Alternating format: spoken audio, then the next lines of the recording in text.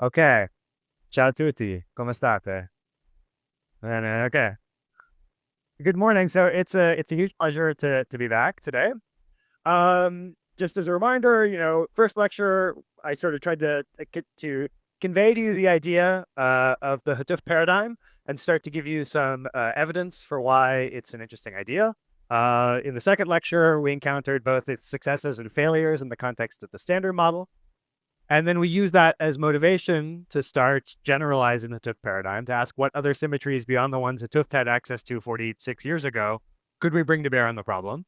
And so we started with one which still was an interesting symmetry. It was maybe unfamiliar because it was this infinite dimensional symmetry algebra acting on free fields, but nonetheless it acted on local operators in a way that was presumably familiar to us. What I want to do in the next two lectures, today and tomorrow, is actually teach you about the symmetries that really underlie the generalized Landau paradigm. So these are the idea of what are known as generalized global symmetries.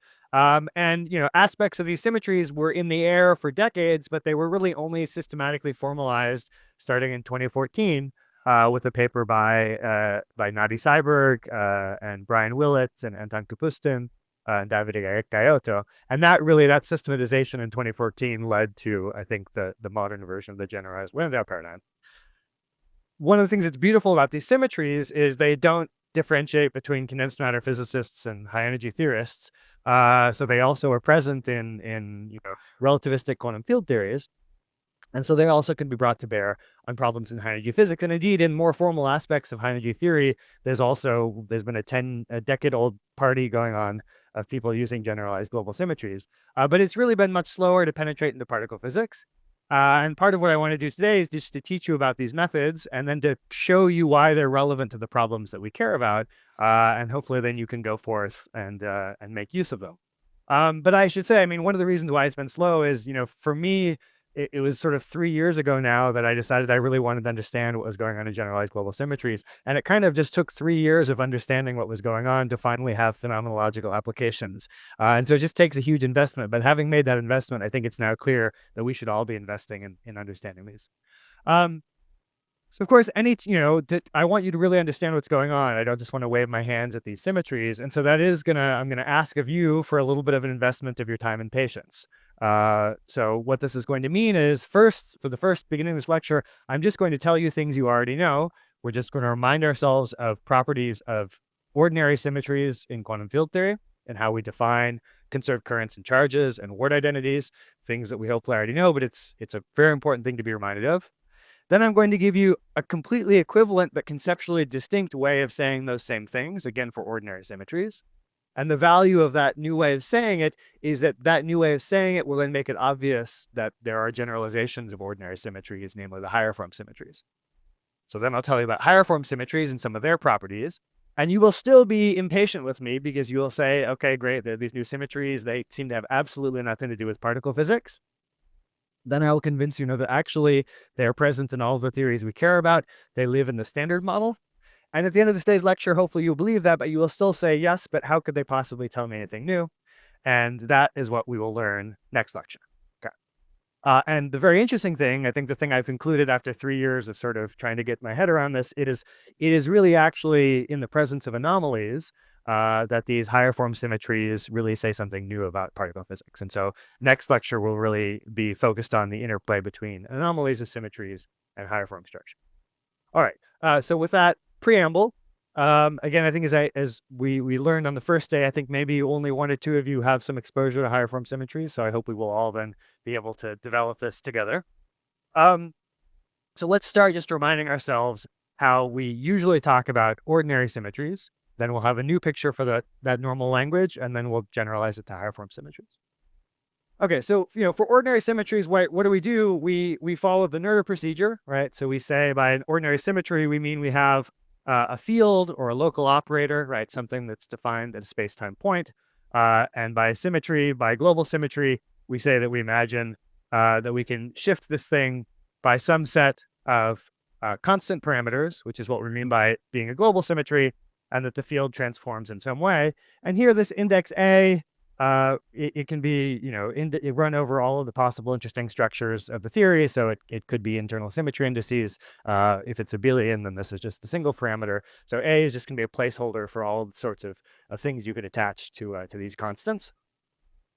And then what do? We carry out the Noether procedure, right? So we say if it's a real symmetry, the variation of the action is going to vanish. And so we actually carry out the procedure of varying the field everywhere within the action. And what that gives us, right, is a notion of the Noether current if it's a continuous symmetry. I should say, although I've been insistent on sticking to 3+1 dimensions in the first two lectures, for reasons that will become obvious, we should start to allow ourselves to think in different space-time dimensions. So generally now I'll just be bookkeeping in dimensions D. Okay, and so what do? We get some set of Noether currents from this variational procedure. And sorry, the variational procedure, of course, that we do in particular, and the one that will be very powerful for us in the context of quantum field theories, is we imagine doing a variation not by a constant global parameter, but we imagine promoting this to a local parameter. And so we'll pick up a variation in the action proportional to those local parameters. The fact that it's a symmetry means this vanishes, and then we just integrate by parts. We assume, again, there are no boundary terms, so there's no interesting physics at infinity, and that now gives us a statement of current conservation, right, that we have some divergenceless Noether current. Okay. Now, you could actually, if you wanted to, I'll just say this briefly and we'll come back to it later. This is for continuous symmetries. Of course, we often encounter discrete global symmetries in a theory where there's no continuous parameter about which we do a transformation. It turns out there's some clever tricks you can play, basically which unsurprisingly involve background fields, where you imagine that whatever discrete symmetry transformation you want to do actually lives inside a continuous symmetry. And then you couple some background gauge fields to that continuous symmetry, you can come up with a continuous current, and then you impose a constraint on the background fields that picks out the discrete part of the symmetry. So even when you only have a discrete symmetry and you don't follow this Noether procedure, you don't have a continuous current, nonetheless, many of the ideas that follow up from the continuous symmetry reasoning can also be applied to discrete symmetries. And depending on how much time we have, we can go into some details of that. But just so you should have in mind, we should be able to talk about discrete symmetries as well as continuous ones. Okay. Other things that are, again, things that are painfully familiar, but it's just reminding ourselves of what we do, is then we say, okay, we've got a conserved current, and so we can construct our set of conserved charges. I'm going to label these charges by a time t. That is not to say that the charges are time dependent. They're not, right? They're supposed to be conserved quantities. But what that label means, when we actually do this, right? The normal way we do it in 3+1 dimensional theories is we say, we're going to take the time component of our current and we're going to integrate it over space. But we have to take the time component of our current at some time, right? We're integrating over some slice of space at a fixed time. That's how we define the current. And so that's what t means. So we're just integrating this thing. Again, this is just sort of the spatial part of the theory. So that's the d minus 1x, and then we're just taking the time component, and we're doing that at some specific value of t. Already anticipating what we're going to do eventually, it's very useful to draw this as a picture, right? So what are we really doing? We're saying there's some time direction, and then everything else here is the spatial direction. And now's the time for colored chalk. So we're saying we're defining a surface at some fixed t, right, that extends everywhere in the spatial direction. And we're integrating the component of the current that is normal to this surface over all of space, right? That's what we're doing. So really Q, already, normally, as we do Peskin and Schroeder, you just say, this is a thing I do. Okay, but what is it actually doing? We're defining a surface in our theory, right, that is dividing our space-time into two. Okay, that's kind of interesting. And that helps us to give us an intuitive picture, of course, for what this operator will actually be counting in a quantum field theory.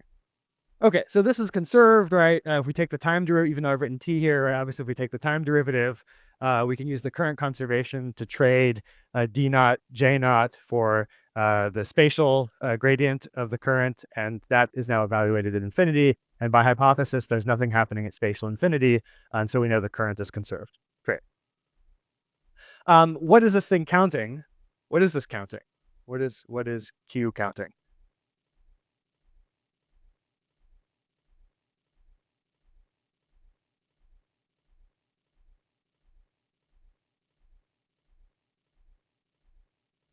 Well, it's counting charged particles, right?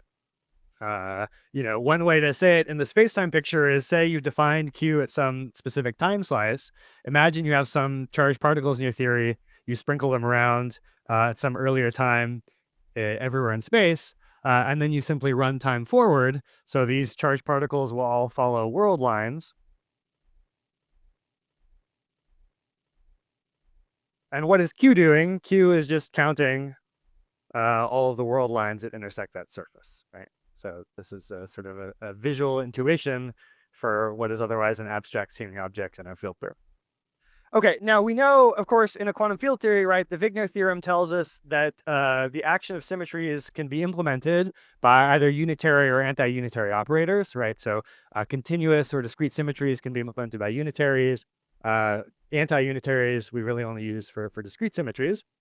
And for the continuous symmetry, right, what do? Well, we construct, again, a unitary operator from the Noether charge. So we say, if I have the symmetry transformation parameter lambda, which is labeling, in some sense, the direction of the symmetry transformation that I'm making, then this we just get by exponentiating with the factor of I, the transformation parameter and the charge, right? And then if we have a charged field, we say, when I do a symmetry transformation, how does the field transform? Well, the field transforms by conjugation with the unitary. Okay. So that's how we act with the symmetry transformation on the fields in our classical field theory. And then if we actually carry out this operation, right, we construct the field, we construct the unitary, we do this thing. What this gives us, right, when we conjugate the field in this way and we actually evaluate what happens, it tells us that we end up multiplying the field by e to the I, whatever the direction is in which we're doing the symmetry transformation. And then it's proportional to something that I'll call Q, or you could say maybe QA, because it picks out these are just the charges of the field with respect to the symmetry transformation. So for an abelian transformation, this would literally just be the abelian charge. For non-abelian transformation, this would be the generator in the appropriate representation of the field. And this thing is now acting on phi, right? So the action of conjugation with the unitary now tells us that the field shifts proportional to something which is in the representation in which the field transforms. Okay, so again, very familiar things, right? This is what we just normally mean by acting with an ordinary symmetry.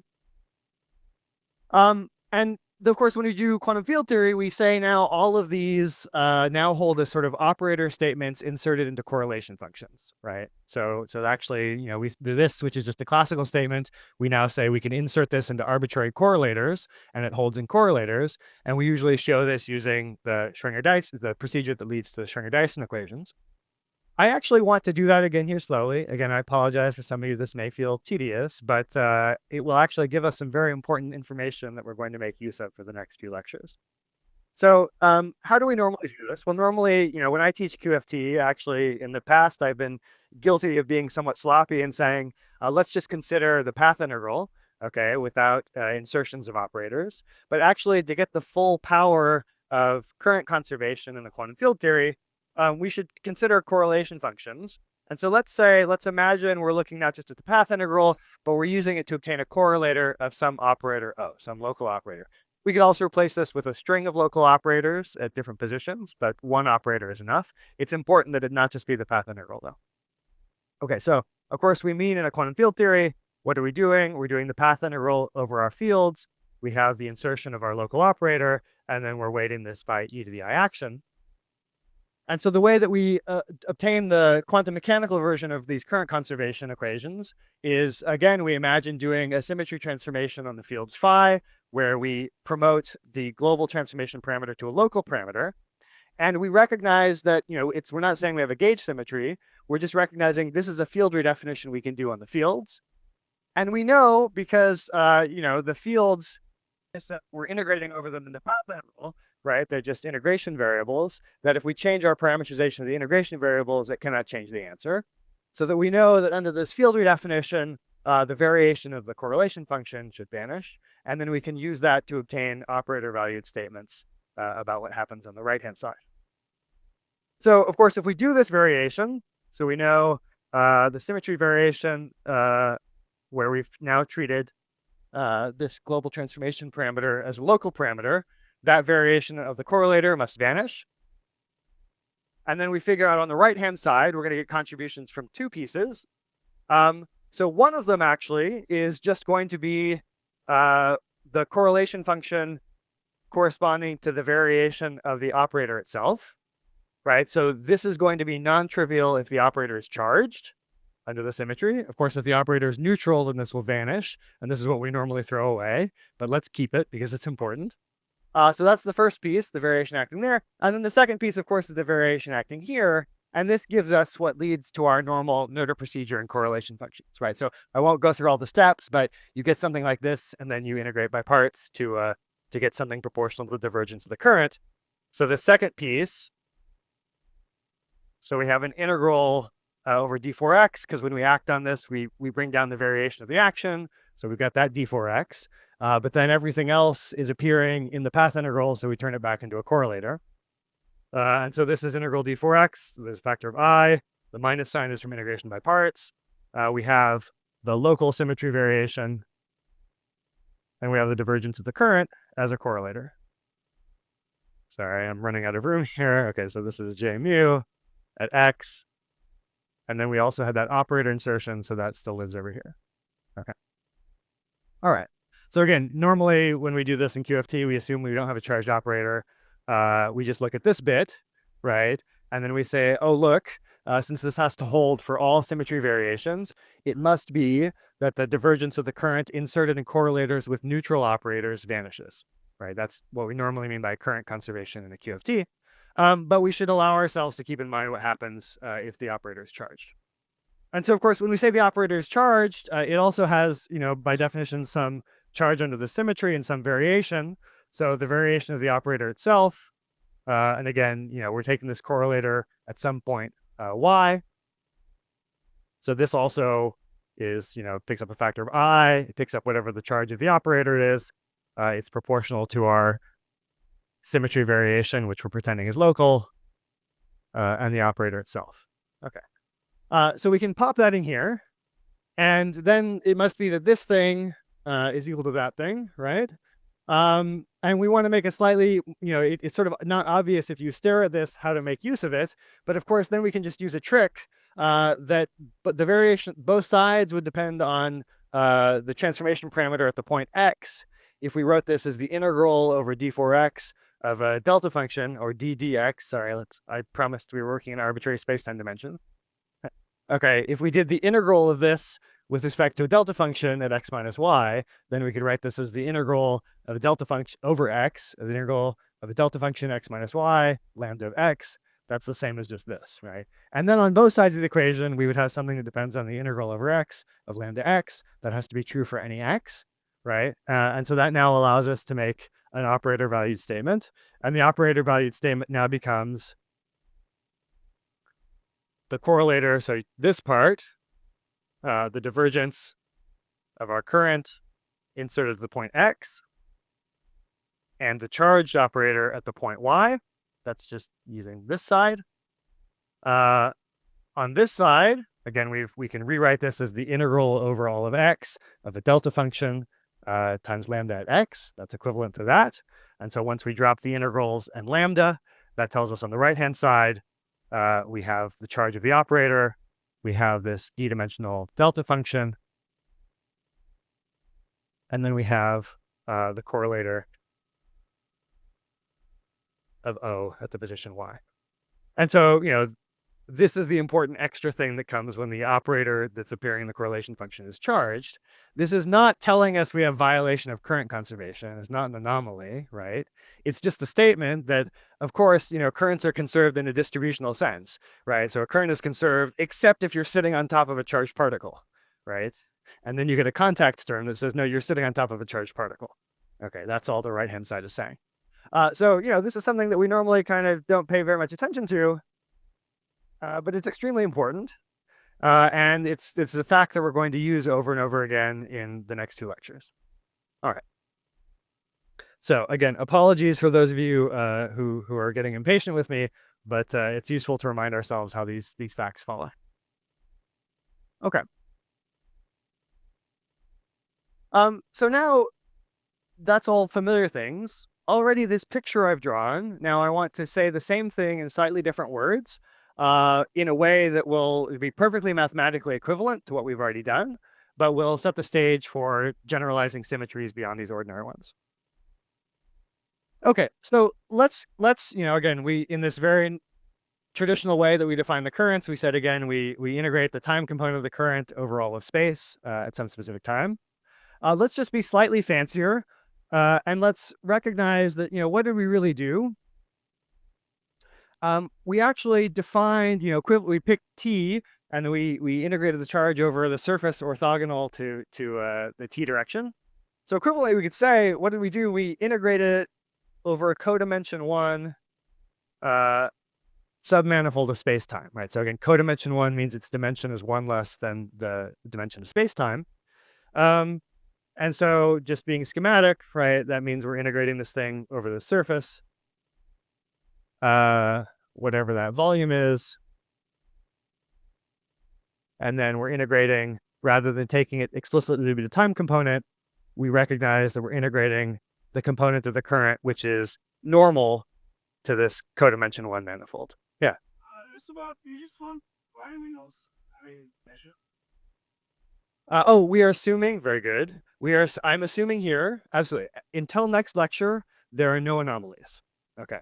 So good. So yes, absolutely. So today we are talking about non-anomalous global symmetries. And so indeed, we do not vary the measure. Of course, if there is an anomaly, we will need to vary the measure. We will turn on anomalies tomorrow, and the payoff will be a plethora of rich physics. Okay. But today, no anomalies.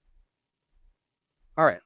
Okay, so it's mathematically equivalent. It's just we've reminded ourselves that this is defined on a codimension one manifold, and it's an integral over the normal part of the current. Okay. And one of the advantages of doing it this way, well, sorry, let me get back to that in a second. Something that will become clear pretty quickly is, this is a relatively simple thing to write down when we pick the time direction. But if we start to allow our manifolds to sort of wiggle or vary in directions other than purely the time direction, then what we mean by, the normal vectors and the space over which we're integrating starts to become complicated. And so this is something I resisted for a long time in my life, learning generalized symmetries, but now I've realized it's inevitable. In order not to clutter ourselves with notation, it is helpful to shift to the language of differential forms, right? Which just packages all of these things about the volume element and the normal objects in a very concise way. Don't worry if you're not familiar with differential form notation. Don't worry about it. I will explain everything that we use in differential forms, and I will give you the map back to normal, space-time indices when it's important. Okay, but otherwise, it's just a very compact way of organizing the notation. So if we wanted to do this in the language of differential forms, right, this is just the integral over this codimension one manifold, and then you construct a one form, right, which is this current contracted with dx mu. But we're taking the integral of the normal component of this normal to the surface over some surface. And so that means we are basically integrating the Hodge dual. Okay. Again, the details of what the Hodge dual means in terms of indices, I'll leave in the lecture notes that the secretaries will distribute. This is just an equivalent statement, but obviously, as you can see, it's much nicer. Okay. All right. So this is just reminding ourselves, what does this mean? We're integrating the normal component of the current over this d minus one dimensional manifold. Okay.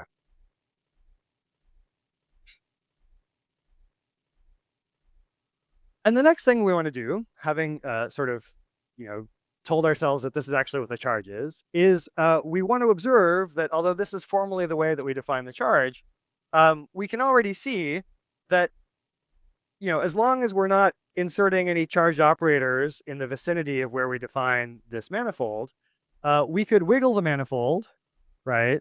And we could still get the same answer.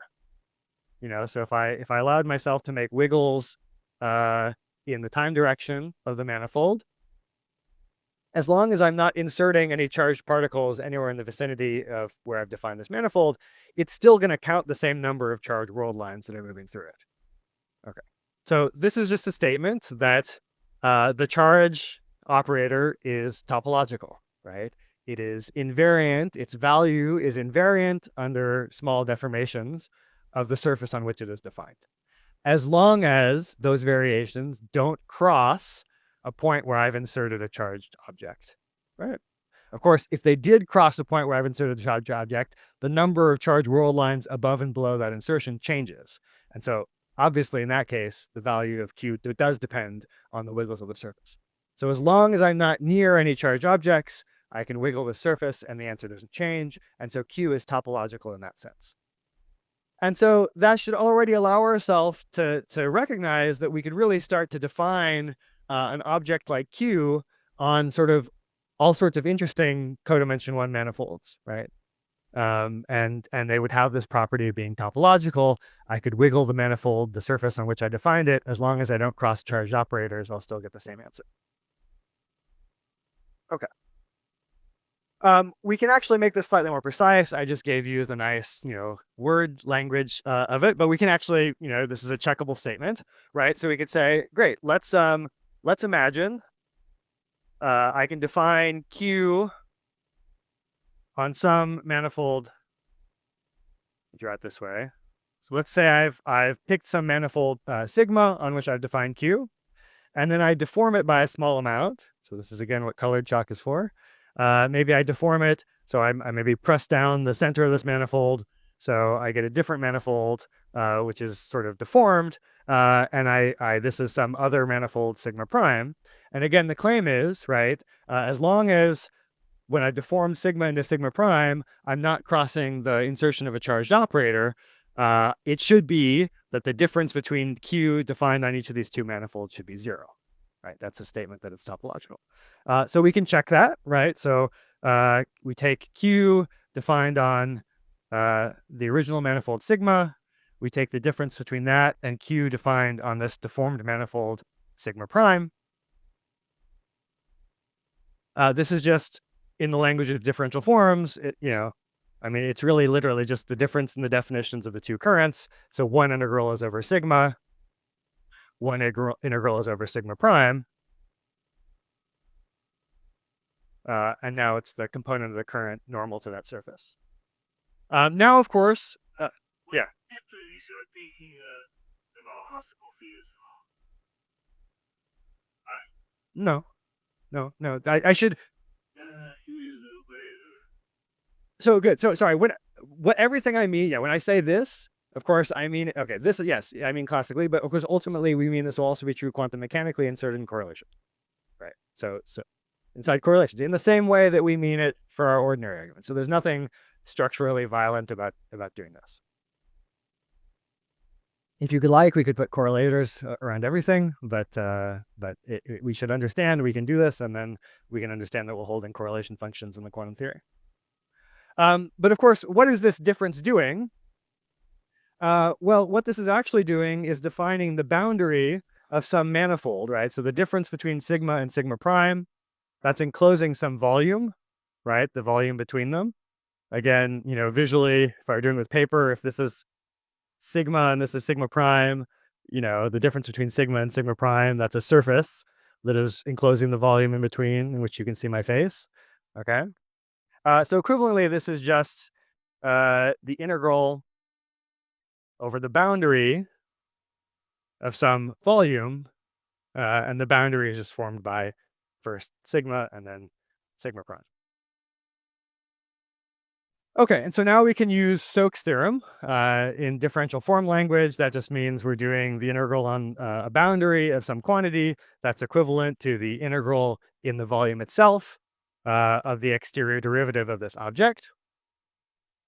Now, again, in differential forms, this is sort of an odd-looking thing, but really this is just d mu j mu, right? Okay, and so if we have an exact global symmetry and there's no anomaly, we know that this current is conserved. There's no charged operators in the vicinity of our operation. So we don't have anything non-trivial on the right-hand side of our ward identity, right? The right-hand side is 0 in this example. And so we can simply use uh, the conservation of the current.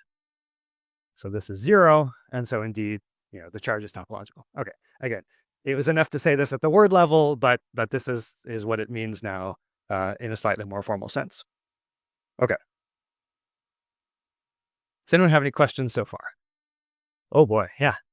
But here you are assuming that derivation is such that both the manifold is there, you think they have to the boundaries. It's the deformation. Yeah. We're not, nothing interesting is going on at infinity. We're just wiggling the manifolds locally. And so there is a well-defined sense of a volume enclosed by the two surfaces. Translation. Well, there's still, in a sense that nothing is happening at infinity, that's still sufficient, right? We're only asking about local physics in a finite volume. So it's there's nothing peculiar about, no, there's no really strong restrictions on the deformation of the surface. Okay. Was there one more question? Yeah. What do you really mean when you say like if there is an insertion of like a charge operator at a point, and do you mean like an action? It's just like You could say, yeah. So what does it mean? Like let's imagine, I don't know, let's imagine I Schwinger pair produced an electron and a positron somewhere in space-time. So, that means there's now, there are space-time points at which suddenly charged operators appear. Now, globally, charge is still conserved, right? But locally, I now, if I draw a little ball around the electron and the positron, locally now I have little bits of charge that have appeared.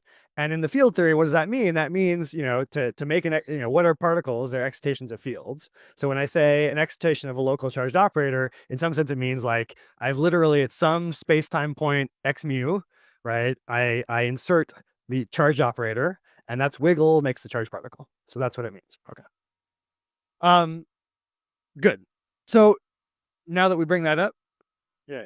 I'm you girl over is some mindful. It's not anymore the GA girl. It is not a unitary. That's right. Not it, It is a let's say let me get a little further down the path, and then we will say what it is or what it is not. Is that okay? But indeed, it is, so formally speaking, right?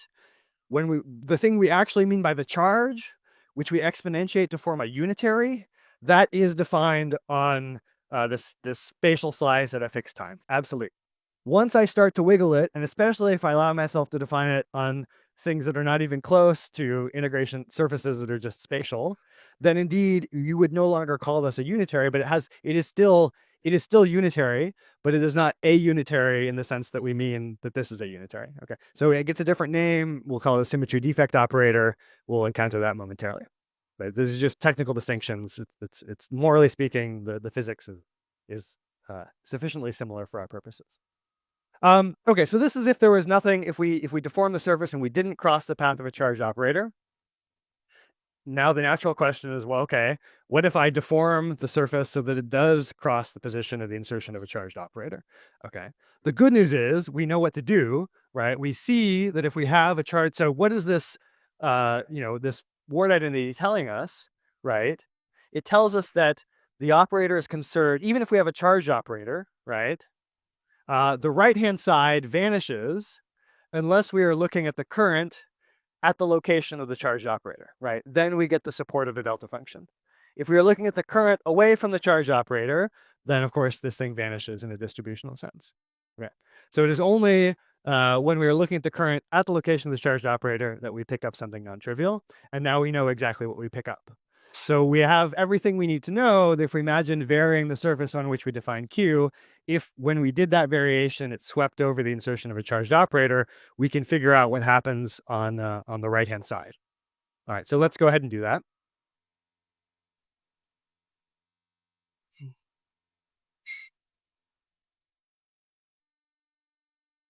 And again, for those of you who are feeling sleepy and need a second cafe, this is the part where we're rewriting something we already know, but the payoff will be that then we can do things that are new. All right. So now we're going to imagine, I have sigma, and I deform it to sigma prime. Again, I'll sort of draw sigma prime as being somehow like passing through some volume. But now let's imagine when I've done that, I had an insertion of a local operator that I crossed over. Okay. So now what's the difference between Q defined on sigma and Q defined on sigma prime. Okay, it's again, of course, we get to this point, right? All the manipulations to get to this point are the same. So let's write that here. Sorry. Again, so this is over the volume that was enclosed between sigma and sigma prime. The exterior derivative, this is just d mu j mu in differential form notation. But now,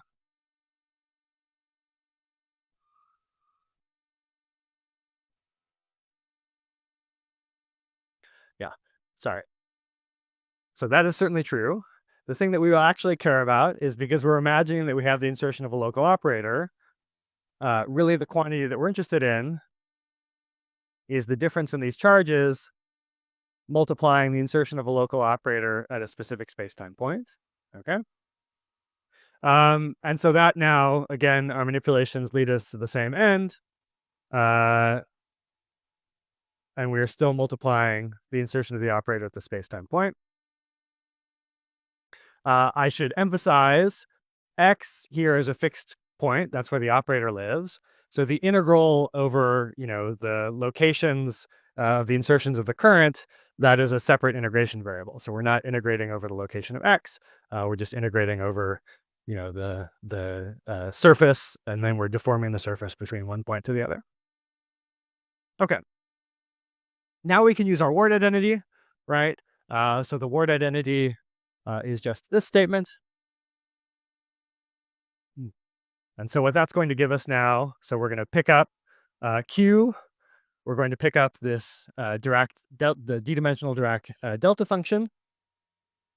And that will evaluate to something non-trivial if we're looking at the current at the point where the operator is inserted, and it will give us something trivial otherwise.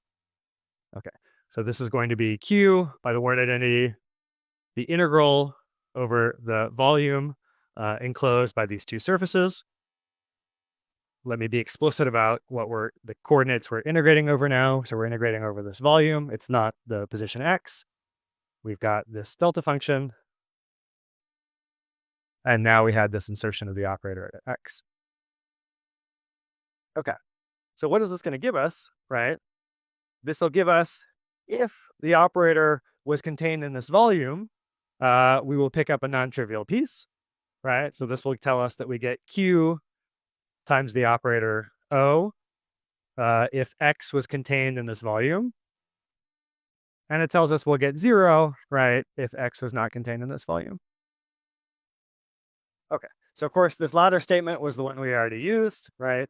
But now this is telling us if the charged operator is swept past as we deform the surface, the effect of it, right, in correlation functions will be a transformation of the operator proportional to its charge with respect to the symmetry transformation. All right. What's happening becomes even clearer. So we've defined the charge. Now we can define a quote unquote unitary by exponentiating it, just like we do in the normal Noether procedure. This is maybe the point, I'll get to your question in 1 second. This is the point where the language that I'm using, so again, in the normal Noether procedure, we just exponentiate the charge, right? With the corresponding symmetry transformation parameter. When this really is the ordinary charge defined by integrating over space at a fixed t, this is what we mean by a unitary that we're operating in the Wigner procedure. When we've deformed the surface on which Q is defined, so it's no longer just integrated over space, mathematical physicists object to calling this a unitary in the same way, even though U dagger U is still 1. Okay, and so they give it a different name. They call it a symmetry defect operator, but it's the same thing. I'll finish the logic and then I get both of your questions. And so if we ask, let me define the exponential of Q. So again, that is going to be labeled by whatever the symmetry transformation parameter is for the transformation. It's again defined on some surface, which is the surface on which Q is defined. And this is just e to the I lambda Q defined on that surface. Then I can ask if instead of saying what's the difference of the Q's defined on different surfaces relative to the insertion of a charged operator, I could equivalently ask, what's the difference between the U's constructed from those Q's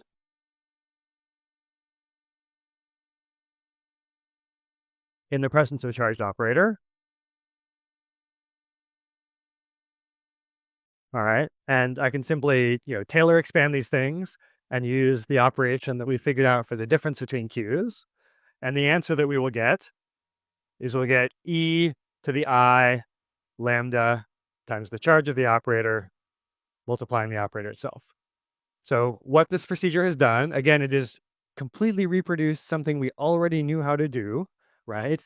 In our ordinary way of describing symmetries acting on local operators, we said, sure enough, if I have a charged operator, I conjugate it with the unitary, and that gives me, it changes it by some phase, which depends on the representation in which the operator is charged. Now we've framed it in a completely equivalent way, right? This completely equivalent way is saying, now if I define the unitary as living on some surface, okay, if there's a charged operator, if I now sweep this surface past the location of the charged operator, so I go from here to here, right? So this was say sigma, this is sigma prime, up to what's happening infinity. All I've done is sweep the location past the insertion of a charged operator. I will go from having the charged operator to having the charged operator shift by some amount, which depends on its representation with respect to the symmetry group. Okay, so I've enacted the symmetry transformation on the local operator by deforming a surface past its insertion. So it's sort of a geometric and topological intuition for how we can act with symmetry transformations on fields that are excited at specific points in space-time. Now, sorry, there were two questions. Yes. Maybe is the minus sign. Indeed. So that's why I'm now enclosing. Yeah. So really, we started with the minus sign because we said, what's the difference? Okay. But now, why is it that this is enclosing a surface? It's because the minus sign gives me the orientation. Yeah, absolutely. And then there's the second question. Yeah. Your variability should be a function of y. Yes. Oh, sorry. Yeah, it is indeed. If I were explicit about the coordinates, it would be a function of y, right? And then I'm simply using the ward identity. Now here, I've very unhelpfully swapped x's and y's, but you can, it works out exactly as you need it to work, right? I simply use the word identity, swap x's and y's here. But there you read over the over is Sorry, it should be y minus x. y. Oh no, x is no. So x was inserted as space-time point, right? The integral over space-time coordinates is happening in here, right? But it is only something that is picking. Oh, This at the end of this at the end of the second row. e or y. No. This gives me something that is 0 if the volume over which I'm integrating does not include x. But it gives me something which is non-zero if the volume over which I'm integrating does include x. Okay. So again, oh boy. Yeah. The random operator equation is just all the differential balls, right? Could I update like d star j is a deform? So what about something like d star j o is equal to some generic body form, then my Dagin distribution, then my operator as a Because Yeah, I'm potentially bearing some sins in differential form notation. It's not this. I don't. Everything that I've written is correct. If we wanted to track all of the forms, we could go back to the indices and track it down. But everything is fine. Okay. Yeah. to what extent we have to be careful about the expectation analysis? That is within it. It's true. No, everything I've said here, we should also, again, per Michele's earlier question, all of these things are true in a quantum theory inserted in correlation functions. Okay, absolutely. So everything that we say holds inserted in correlators. Okay. Yeah, I'm not doing anything. Again, everything we're doing is just an equivalent way of saying things that we already do. But then there will be a payoff, right? And already maybe there's, I don't know, depending on how you've thought about charges in quantum field theories, maybe there's already a benefit to recognizing that, Q is topological and defined on a surface, and it's just counting the world lines of charged operators and who pass through that surface. Already, hopefully, even if you never care about higher form symmetries in the rest of your life in physics, that's a useful perspective. But there's an additional advantage now to thinking about this geometrically. Okay. So what I next want to do is say, okay, we've developed this whole story because we had the idea of a Noether procedure and a charge, and we've simply made a topological statement of what we meant by that. And now I want us to free our minds a little bit, as we've already alluded to, and instead of always imagining that this surface is fundamentally the integral over space at a fixed time, I want us to imagine, in principle, this is a perfectly well-defined thing on any codimension 1 surface of our space-time. So it really could be pointing in any direction. We can still define a quantity of this sort. Again, it is not formally what we mean by the charge operator in a QFT, but it is a well-defined quantity on some surface. And it has the properties with respect to charge operators that we've defined, regardless of whether it's a space surface or something else. Okay. And so, but just to draw the distinction, to recognize that we're allowing ourselves to define this on any codimension 1 manifold, we'll give this its own name. And so this is called, by the practitioners of the art, a symmetry defect operator, or SDO. Okay. Defect because it's sort of something that we drop into our space-time. Symmetry because it is related to the transformations with respect to some non-anomalous global symmetry. And operator because, of course, in a field theory, it is operator value. All right. So now yes. Visualize to me space like in some way, or is not a No, there's no restriction. So once there's no restriction, that's right. Okay. It has to be a non-orient. It's in general, sorry, it's a manifold without boundary. mindful in Yes, it's a manifold in Minkowski space in your d-dimensional space-time. Okay, again, as is always the case, depending on how axiomatic you want to be, some things are only completely provable in Euclidean signature, but but for the most, I mean, there's nothing pathological about considering these in Minkowski signature. Okay, and then just to remind ourselves, so here I've written it as Q. For everything else that follows, we won't really ever be constructing Q, but we will really be constructing the conserved currents J. And so let's just remind ourselves that what we mean by this is it's the integral over whatever this codimension 1 surface is of the part of the conserved current normal to the surface. Okay, that's all the differential form notation is doing. All right, so it turns out that these objects, so now we can ask if I have a collection, right? Let's say I have a symmetry, what we're normally used to saying is I've got a symmetry group, right? I've got my fields, I define how they transform with respect to the symmetry, and then I can follow the Noether procedure and do all the things I normally do in a QFT. But instead I can say, okay, maybe, I've got a symmetry. I can define all of these symmetry defect operators on all the codimension 1 manifolds.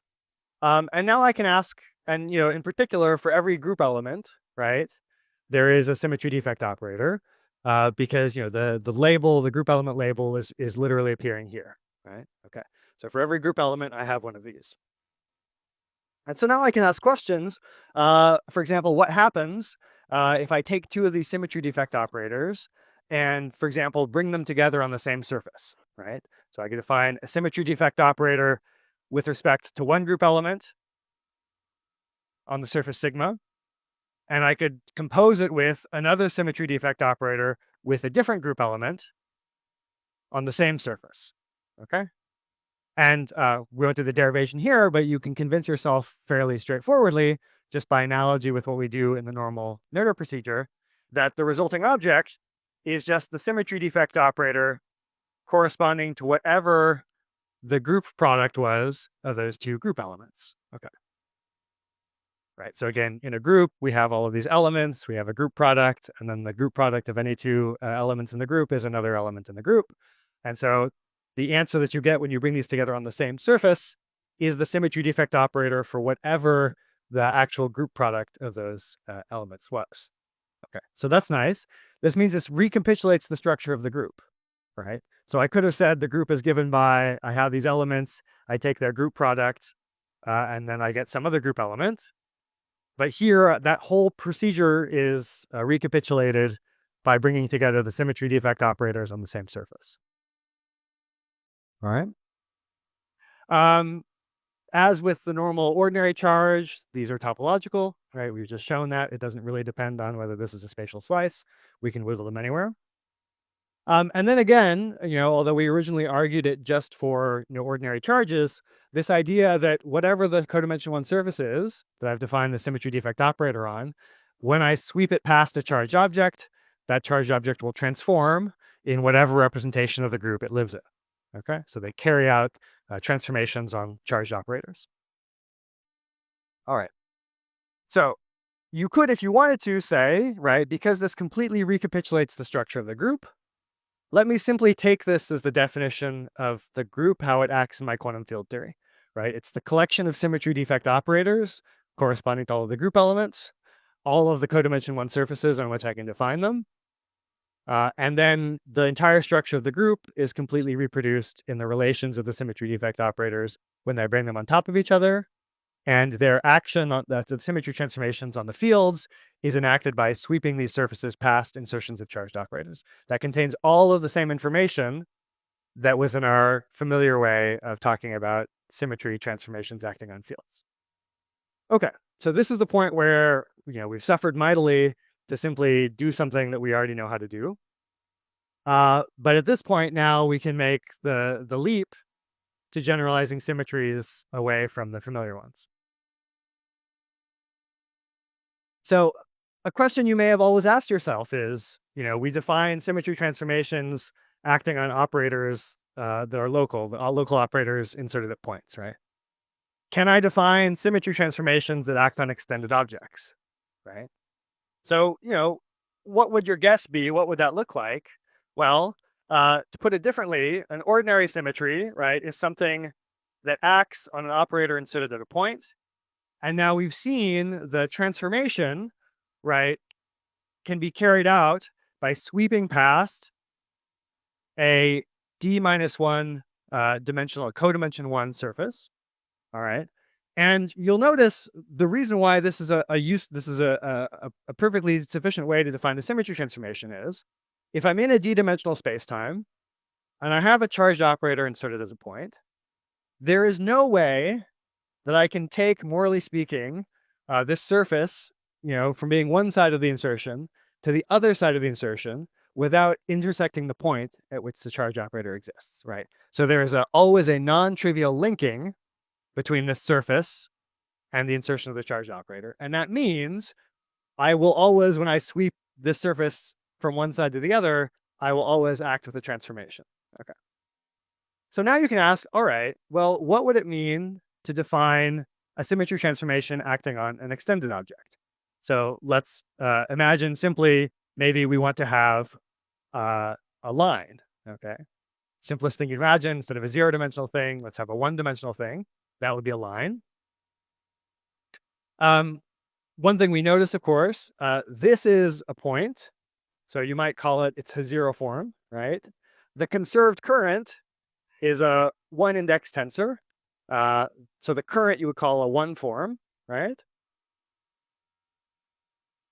And then we have all these nice properties that the symmetry transformations are enacted by codimension 1 surfaces that always link the insertion of the operator. So now we're making a leap where instead of the charged operator is a zero form, we have a line. This is now what you would call a one form, right? It's specified by some linear coordinate in the space-time. So if we were to just guess, how many indices would you imagine the conserved current should have in this case? 2, right? We're only going to take everything up 1. So this gone from a zero form with a one form current. Now let's imagine the symmetry defined on a one form object. It should have a two form current. Okay. It will turn out that the restriction on these is that these be antisymmetric two form objects. So the antisymmetric two index tensor. Now, what is the dimension of the surface on which we should define the symmetry defect operator? So this was one less than the dimension of the space-time. What should it be in this case? 2 less. Why? Minus BB. The important constraint we had here was that there was always a well-defined linking between the symmetry defect operator and the charged object. As I increase the dimension of the charged object in space-time, if I increase it by 1, the dimension of the thing that always has a well-defined linking with it in fixed space-time dimension goes down by 1. Okay, so, or the codimension increases. So this now, the symmetry defect operators become codimension 2, or dimension 2 less than the space-time. Okay. So the simplest way to visualize this, of course, is to pick 3 space-time dimensions, so 3 space-time dimensions, because then I can draw everything on a chalkboard. So then maybe this is my line operator, and the symmetry defect operator, for example, could be another line, and let's just make it a circle so that we see that there's always a non-trivial linking. And now if I wanted to move this operator past the insertion of the line operator, I would just pull it past, and of course, obviously, there's a well-defined linking. Okay. But now we can take this as far as we want. So we can define a notion of a p-form symmetry.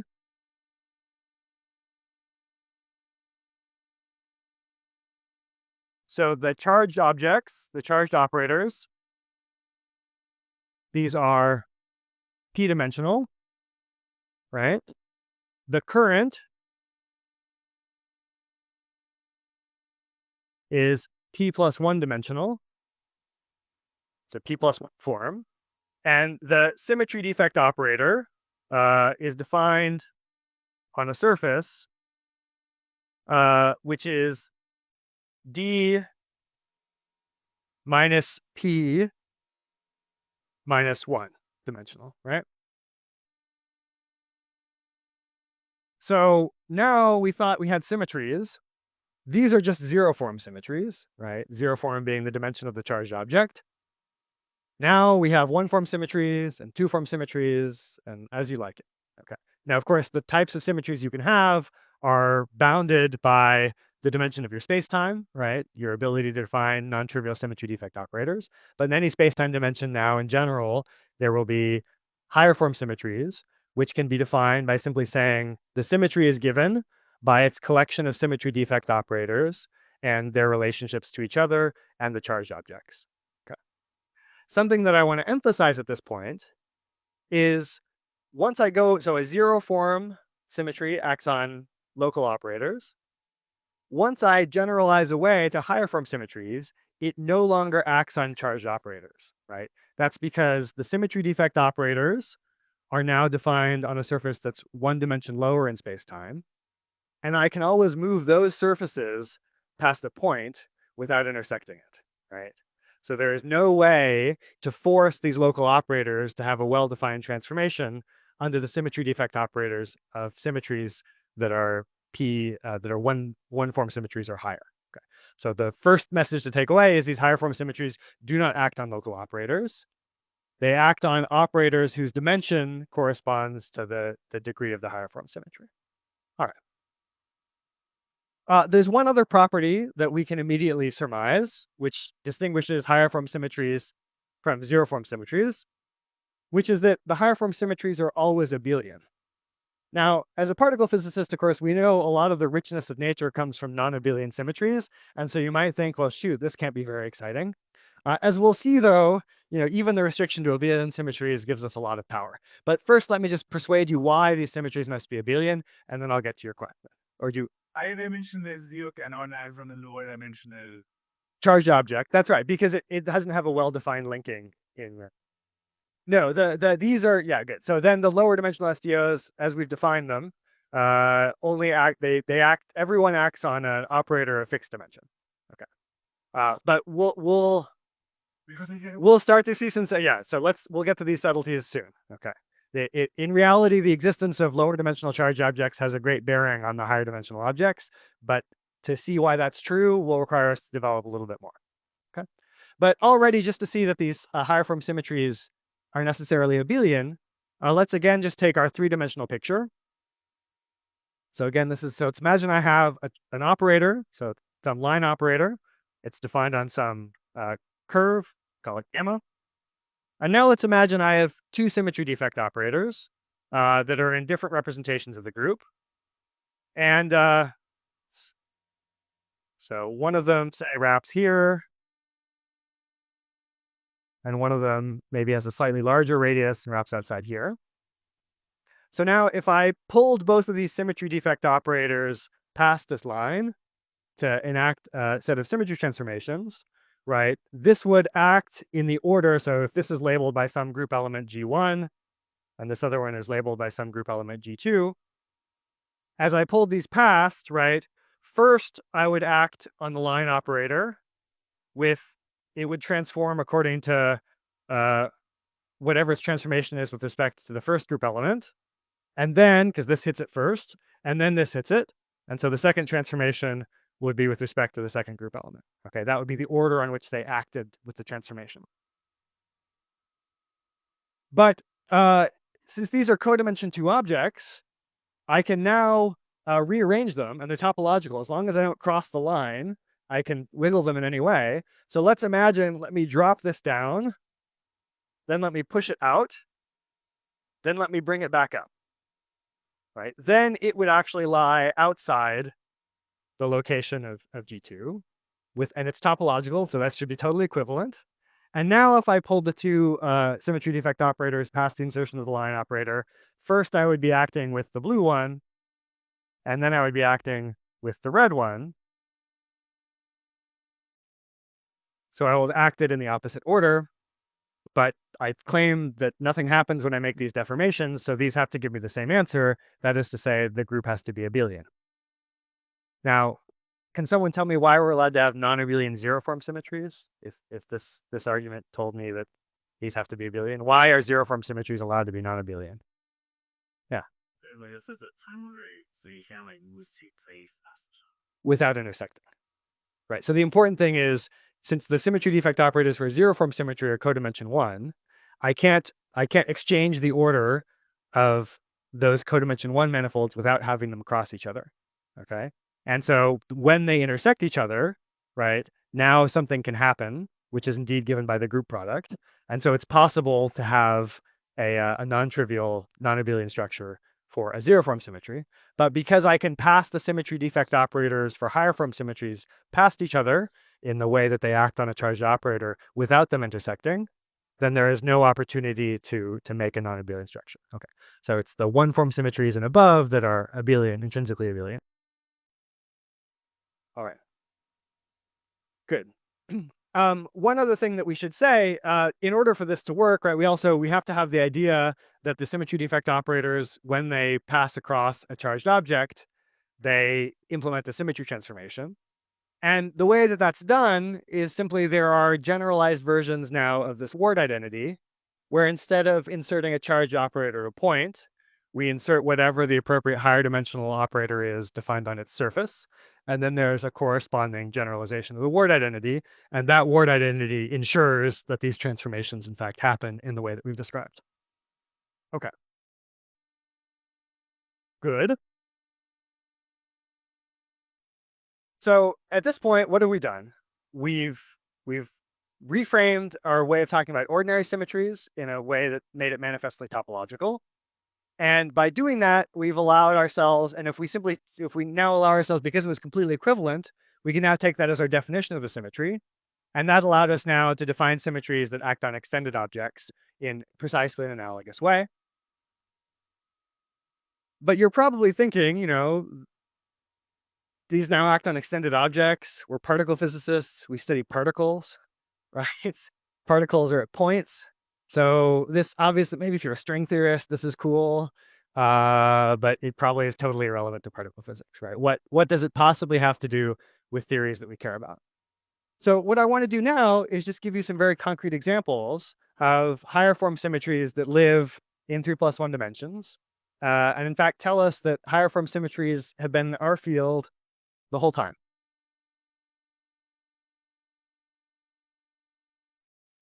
So the first example of a place where there's a higher form global symmetry in a theory that we know and love is the simplest gauge theory that you could write down, which is electromagnetism. And in fact, it's going to be pure electromagnetism. That is to say, electromagnetism without any charged fields. So we'll call that Maxwell electromagnetism. as opposed to, say, quantum electrodynamics, where we imagine there's also some charged fields. So Maxwell electrodynamics. Okay, so this is just the theory of a free vector field. Now you might say, again, this is not super interesting. We have electrodynamics, we have charged particles. Is there an energy scale, as an effective field theorist, is there an energy scale I could go to in the universe where the interesting fluctuating degrees of freedom, at least in the, with respect to the vectors themselves and the things that could be charged under them, where I just have pure Maxwell theory as an effective field theorist and say electromagnetism? Like, below what scale do I have Maxwell theory? The mass of the electron, right? All of the charged particles in nature that we know of are massive. And in particular, the ones charged under electromagnetism, the lightest of them is the electron. And so as an effective field theorist, below the mass of the electron, again, the only fluctuating degree of freedom I have is the vector. And so, this theory is something that we live with below the mass of the electron. Okay. So what I mean by this is just a mu.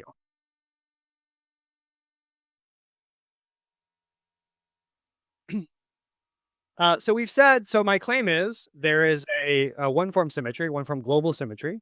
So again, this is a gauge theory, right? It has a zero-form symmetry that we've gauged, but that's not what I'm interested in talking about now. I'm going to claim there's also a one-form symmetry that is purely a global symmetry. And the first, so, if you want to play the game as a particle physicist of asking, does my theory have a higher form symmetry? You kind of have to do two things. The first thing you have to do is you have to figure out, is there an appropriate conserved current with the right number of indices? So it has to be, again, for a p-form symmetry, it has to have a antisymmetric p+1 index tensor current. It has to be conserved. And so, you can find an infinite number of those in any field theory, right? We've already seen with free scalars, we have an infinite tower of those currents, although those are symmetric, not antisymmetric. The other thing you have to do is figure out what object is charged under it. Because if there's no objects charged under it, it's a trivial thing. Okay, but to have a real high form symmetry, you also need to find the charged object. So if we want to play that exercise here, there's a natural object that is a 2-index antisymmetric tensor current. There's always a choice of normalization, which we'll not discuss in detail, but the convention is to have, if you 1 over the square of the gauge coupling, it's just f mu nu, right? This is an antisymmetric 2-index tensor, so it has the right properties to be the appropriate 2-form current of a 1-form symmetry. How do we know that the symmetry is conserved in Maxwell theory? You don't get to answer. Sorry, I know that you know these things already, so I'd like other people to guess. J is absolute equation for reasoning. Absolutely, the equations of motion, right? We compute Maxwell's equations are just the equations of motion for the theory, and we know in the absence of charged matter, that's just d mu f mu is 0. So now, of course, you see why I insisted that we were studying the theory of pure electrodynamics with no charged matter. If I had charged matter, I'd have a matter current on the right-hand side. Now, so you might ask, so good, what happens to these symmetries with charged matter? We'll come to that soon. But just in this theory, that's why it's conserved. What are the charged objects? I said we have to have one-dimensional, to have one-form symmetry, they have to be one-dimensional charged objects. In this case, well, depending on the sort of field theory course you've taken, you may have already encountered extended objects in electromagnetism in the form of Wilson lines. So this is something that's particularly apparent if you study lattice gauge theories, that actually the way that you would formulate the action of the theory is by constructing links that go between space-time points, and then you can construct a series of links, which is an object called a Wilson line. One way to think about it intuitively, what a Wilson line is imagine I had an infinitely heavy charged particle and I dragged it through my space-time, okay? The world line of that particle as I dragged it through my space-time, that would be what you mean by a Wilson line. So formally speaking, we can have a Wilson line for every different type of charge in the theory, corresponding to any type of heavy static charge that I dragged through the theory. So it's labeled by the charge as Q. And it's just e to the I q. And now the integral, this is defined on some line. And so it's the integral over that line of the vector field. Okay. So, this is a line, this is something that we can create with a line operator in our theory. And there's a sense in which, in fact, you could attempt to define all gauge theories through the collection of the Wilson lines and their relationships. And indeed, as you can check, if you do a gauge transformation by a flat connection, of course, the action is gauge invariant, but these objects shift by a constant. And so that indeed is the transformation of this object by something proportional to its charge, e to the I, something proportional to its charge. So the charge objects here are Wilson lines. The conserved current is just the field strength.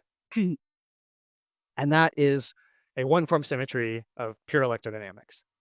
Now, actually, we call this the electric one-form symmetry because there's a second one-form symmetry, which we call the magnetic one-form symmetry.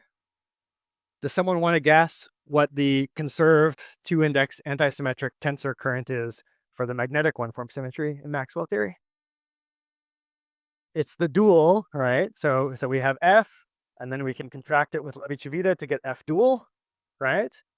So that gives us a second independent conserved two-index tensor current. I'm not going to worry so much about the normalization in this case. Well, okay, for convention, it's 1 over 2 pi. But this is just the dual field strength. Does anyone want to tell me how we know that this is conserved? Yeah. The Bianchi identity. In the absence of magnetic monopoles, the Bianchi identity tells us that this is divergenceless, right? So, but I want to emphasize, when we use the Bianchi identity, it seemed like how could it be anything other than 0? But actually, the Bianchi identity is modified in the presence of magnetic monopoles to have something on the right-hand side. So the situation is actually much like the electric one-form symmetry. Conservation holds in the absence of electrically charged matter under the gauge symmetry. Here, conservation holds in the absence of magnetically charged matter, in the absence of monopoles. Okay. All right. The charged objects in this case are Hooft lines. That's just the dual of the Wilson lines. Imagine taking an infinitely heavy monopole of some magnetic charge and dragging it through your space-time. The world line of that object is a one-dimensional thing, which transforms with respect to the symmetry. Okay. So just the simplest gauge theory you can write down in 3+1 dimensions has two one-form symmetries. Now, again, you're probably asking, what good is that, right? If these have been our theories our entire lives as physicists, and we didn't see something surprising that we can only explain with this, what good is it for? But we'll develop what it's good for through the rest of this lecture and next lecture. For now, I just want you to recognize that it's there. Let me give you two more examples of higher form symmetries that live in 3+1 dimensional theories that we know and love. The next one I want to give you is an example of a periodic scalar. So what do we really mean by that? As particle physicists, we typically mean an axion, right? So this would be a scalar, and I'll write it as A because A reminds us of axions. These are fields which are defined up to 2 pi shifts, right? So in the case of an axion, we know if it's a genuine axion, which comes from a spontaneously broken gauge group in 3+1 dimensions, the way that the axion is defined, there is a genuine redundancy of description, right, under which I change the axion by 2 pi f. That gives me the original axion back. Okay, so this is, in some sense, this periodicity in here, like we saw something important, right? The underlying theory had a gauge symmetry. That was a zero-form gauge symmetry, a zero-form redundancy of description. But there was a real global symmetry associated with it, which were these two one-form symmetries. This is also a gauge theory, right, in some sense. Okay, it doesn't have a vector field, but it has a redundancy of description. All right? So, people who like to be very precise about axions recognize that indeed this is a redundancy of description in the axion. And so it is also in some sense a gauge symmetry. And unsurprisingly then, there is a global symmetry attached with that redundancy of description. Now, usually there's actually two of them. So of course, normally when we have a periodic scalar of this form, very often it has just a shift symmetry, okay? That's a zero form symmetry. I don't really care about that. But it also has a higher form symmetry, which actually does even better than Maxwell theory. It's a two form symmetry. So let's play our usual game. If it's a two form symmetry, we need to find a 3-index antisymmetric tensor current. Here, I'm not going to worry about the normalization, but a good candidate for this is again taking the Levi-Civita tensor, contracting it with a single space-time derivative, acting on the periodic scalar. Does someone want to tell me why this is conserved? Antisymmetry. So if I act on this, I hit this with another derivative, right? I take its divergence. That's another space-time derivative contracted with one of these indices. But now I've anti-symmetrized two space-time derivatives acting on a pseudoscalar. That vanishes trivially. Okay, so this is conserved. And the second game we have to play is what is the two-dimensional charged object? So as you may have encountered in theories with axions, it's sort of very clear in 3+1 dimensions. What we normally mean when one way to get an axion, just to give you intuition, is we normally have an ordinary U1 symmetry, which is then spontaneously broken. And when we have spontaneously broken U1 symmetries, in 2+1 dimensions, those have interesting topological defects, which are vortices, right? That's because in 2+1 dimensions, I could go to infinity and I could have my field pointing in different directions as I go around spatial infinity. And so that means as I go around spatial infinity, there's a non-trivial winding of the field. Okay. And so there's a conserved topological quantity. And depending on how many times the field rotates as I go around once at the boundary of space, I have vortices of different winding number. And now in 3+1 dimensions, I simply extend this vortex out into the room and I get a string, right? And each string is labeled by its winding number. So that's a one-dimensional object. Now remember here, we got a one-dimensional object by taking a point object and taking its world line. In this theory, I have a string object and I can take its world sheet, which is two-dimensional. So the charged operators here, in exact analogy with the Wilson lines and the Hooft lines here, are the world sheets. Imagine again, I have some axion string and I sweep out its world sheet in space-time. That's now a two-dimensional charged object, which is charged under this symmetry. Okay, so axion theories have a two-form symmetry. And let me give you one more example. So you might think that non-abelian gauge, so these symmetries have to be abelian. So you might think that there's no chance of discovering higher form symmetries in a non-abelian gauge theory, but in fact there is. And the reason why we can actually find a higher form symmetry in a non-abelian theory, let's just take SUN Yang-Mills. Okay, again, let's specify we're talking about pure Yang-Mills. So no charged matter except for the gauge bosons, right?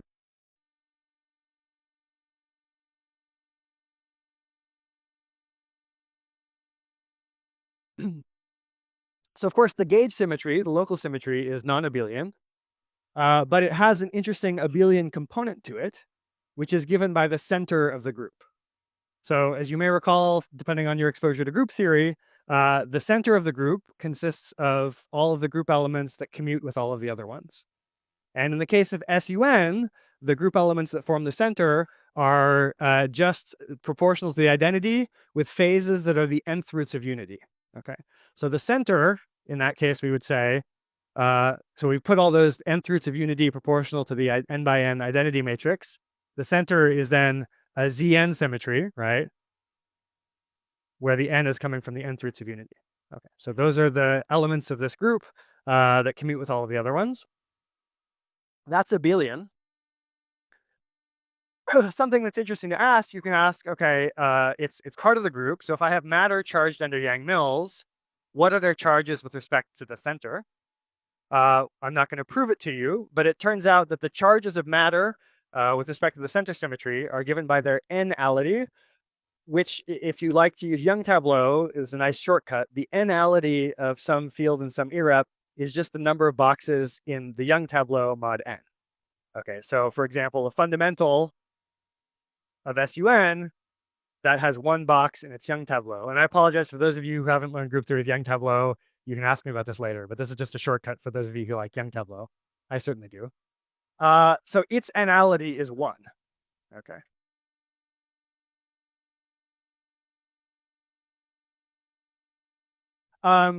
You could also consider, for example, the anti-fundamental. So in SUN, this would be, or it is dot, dot, dot. This is n minus 1 boxes. So its anality is n minus 1. And then finally, you have the adjoint. Okay. And the adjoint is, n minus 1 vertical boxes in the first row of the Young tableau, and then 1 box in the second. So it's the number of boxes in the Young tableau mod n. So this has anality 0. In other words, matter that's in the adjoint is neutral under the center symmetry. And this is important. Remember, in Maxwell theory, we said it was important that we not have charged fields under the gauge U1 in order to have a good global symmetry. In Yang-Mills, we said it's pure Yang-Mills, but we always have a charged object in this theory, right? It's the gauge fields. But the gauge fields transform in the adjoint. So they are neutral with respect to this symmetry. So as far as the center symmetry of Yang-Mills is concerned, in pure Yang-Mills, there's nothing charged under it. And so that's a good candidate for also having a higher form symmetry. Now, this is a discrete symmetry. It's not a continuous symmetry, so I can't do the usual Noether procedure and write down a continuous current. But as I alluded to at the beginning of lecture, you can nonetheless define symmetry defect operators that correspond to discrete abelian symmetries that act in exactly the way that the continuous ones did. And so this is also now a one-form symmetry. It's a version of a discrete one-form symmetry. The charged objects here are an exact analogy with the Wilson lines in Maxwell theory. So, of course, in Yang-Mills, I can always write down for every representation of the group that's allowed, I can write down a Wilson line operator, which, because it's non-abelian, so there's a trace in it. But, again, I get it by taking e to the I, the integral over some curve. Now, I have the gauge field contracted with a generator in the corresponding representation. That's the analogy of Q here, right? And then along the path. Okay, so when the representations have a non-zero anality, then these are interesting objects, right, that transform now under the global one-form symmetry. I should say, again, I said like generalized global symmetries were formalized starting in 2014. This, in some sense, center symmetry is like the OG one-form symmetry. We didn't call it a one-form symmetry until 12 years ago, but this was known since Polyakov, right, decades ago. And that's because actually people studying lattice gauge theory, if you want to define order parameters for confinement, they realized it's very interesting to consider line operators that go all the way across their lattice, and then look at expectation values of those line operators with respect to the center of the group. And so if you're interested in confinement, actually, whether or not the center symmetry is broken or not is a diagnostic for genuine confinement in Yang-Mills theory. So we've known about this symmetry for a long time, but only now do we recognize this is a canonical example of a one-form symmetry. Okay. My original ambition had been, so what have we done? We've defined higher form symmetries. We've seen how that's a well-defined operation. In order to help you believe that these symmetries are around us, I've given you 3 examples in 3+1 dimension, where we have higher form global symmetries, 1-form or 2-form global symmetries. That falls short of proving to you that these things are interesting for the physics we care about. Now, my plan was originally also to show you how these appear in the standard model. That would probably take me another 15 minutes. So I'd be going over time a little bit. We could do that today if people are willing. We could also push it to tomorrow, but then I'll have to compress the discussion of things involving anomalies. So can you just show, are people who are interested in having me go through generalize these higher form symmetries of the standard model today? Is that okay? All right, okay. And those of you who are not happy, I'm sorry, you can just go to sleep and ask me about it later. All right, I think it would be useful for us to see not only are these in these sort of abstract theories, but they really exist in the standard model. And then what we'll start talking about next lecture is, of course, we've seen these symmetries are only good if there's no charged matter in some sense under the gauge symmetry that gives rise to the global symmetry. But it turns out even if we do break these symmetries by putting in charged matter, there's a very interesting way in which the symmetries become exact at low energies, even if they're broken in the UV, and they become much more exact than ordinary zero-form symmetries. So we'll start with that next lecture. But first, let's figure out why we should care in the context of the Standard Model. Okay.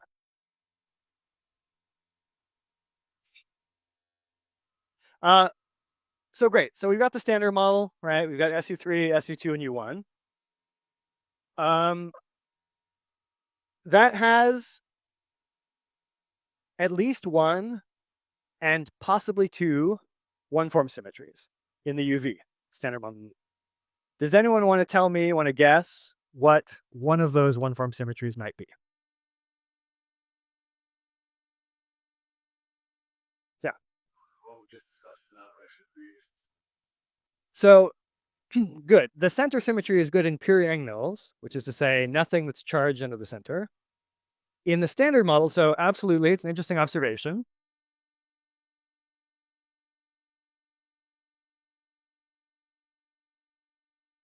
So if we looked at this, if we ignored the charge matter in the Standard Model, we would say, great, this has a Z3 center. Okay. This has a Z2 center, right? And this is just a full Maxwell theory. Okay. So it might stand to reason, actually, we've got a bunch of one-form symmetries, right? This would have both an electric and a magnetic one-form symmetry. So it would have two one-form symmetries. And each of these would have their own one-form center symmetry. So that would be 4.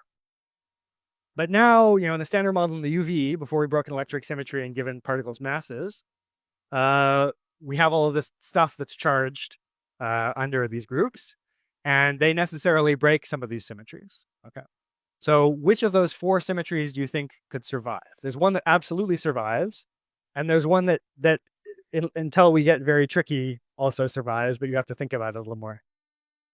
Does anyone want to guess as to one thing? And the hint is it lives in hypercharge. But there's things electrically charged under hypercharge, so it's not the electric one-form symmetry. So what could it be? It's the magnetic one-form symmetry, right? The Standard Model, as we define it, does not have monopoles in it. Actually, if we define the Standard Model with monopoles in it, we'd also have to keep track of the electroweak theta terms. If you're curious what that means, ask me at lunch. So yeah, the Standard Model we define it does not have monopoles in it. And so there is a magnetic one-form symmetry of hypercharge. Okay. And just to advertise for next lecture, once we turn on anomalies of ordinary symmetries in the Standard Model, they will actually mix with this magnetic one-form symmetry, and that will have all sorts of exciting phenomenological implications. So that magnetic one-form symmetry is a really interesting thing. What could the other surviving symmetry be? There is not. There's not. And that's because there is no sense in Yang-Mills of having an independent, well-defined magnetic symmetry under which nothing is charged. You might say, in some sense, the instantons or the magnetic field configurations I can make just to the gauge fields are enough to break the magnetic symmetry.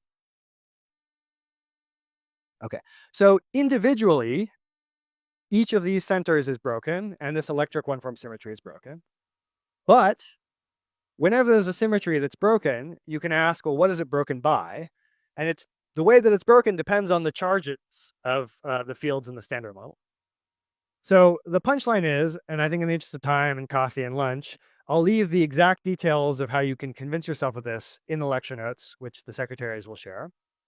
But although this is broken on its own, and this is broken on its own, and the electric one-form symmetry here is broken on its own, there is a simultaneous diagonal discrete symmetry transformation I can do, under which every Standard Model charged multiplet is neutral.